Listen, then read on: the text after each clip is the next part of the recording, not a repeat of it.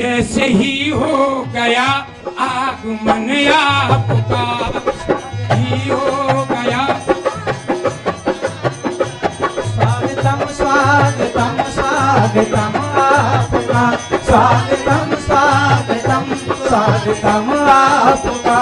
किस तरह से नमन में करूं आपका, किस तरह से नमन मैं करूं आपका। स्वागतम स्वागतम स्वागतम आपका, स्वागतम स्वागतम स्वागतम आपका।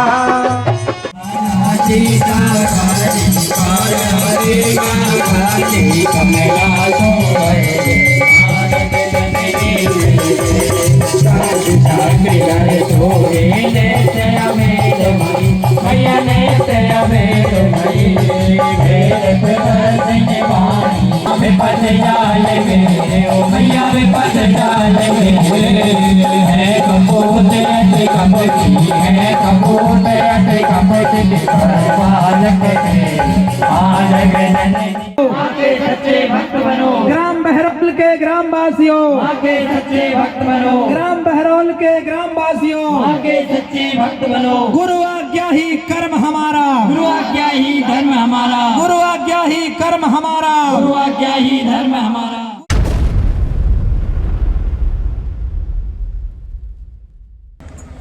गुरुवर ने हर पल हमें समाज कल्याण की दिशा पे चलने की प्रेरणा दी। हमें वह आत्मबल प्रदान किया कि हम समाज के विषम परिस्थितियों में रहते हुए हम एक सामाजिक प्राणी हैं।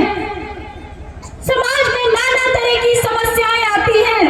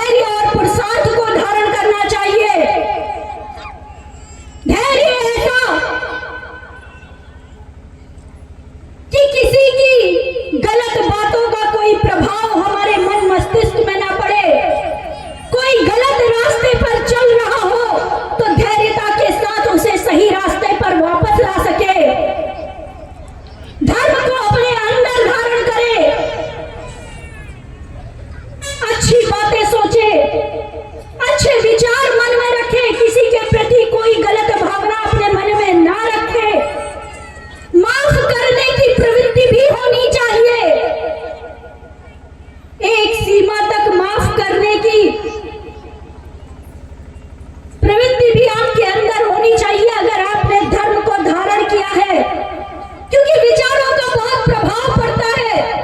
गुरुवर ने हमें बताया कि अगर कोई व्यक्ति हमसे झगड़ा कर रहा है, उसने हमें एक बार दो शब्द बोले, हम दिन रात उसको सोचते रहते, सोचता रहे उसने मुझे ये कहा, उसने मुझे ये कहा, तो उसने तो एक बार कह के छोड़ दिया, लेकिन हमने अपनी आत्मा को कितने बार गालियां दी, हमने अपनी आत्मा को कितने बार गलत कहा। जितने बार आपने सोचा उतने बार आपने अपनी आत्मा को आहत किया। तो विचारों का बहुत प्रभाव पड़ता है। हर समय अपने अंदर अच्छे विचार रखे,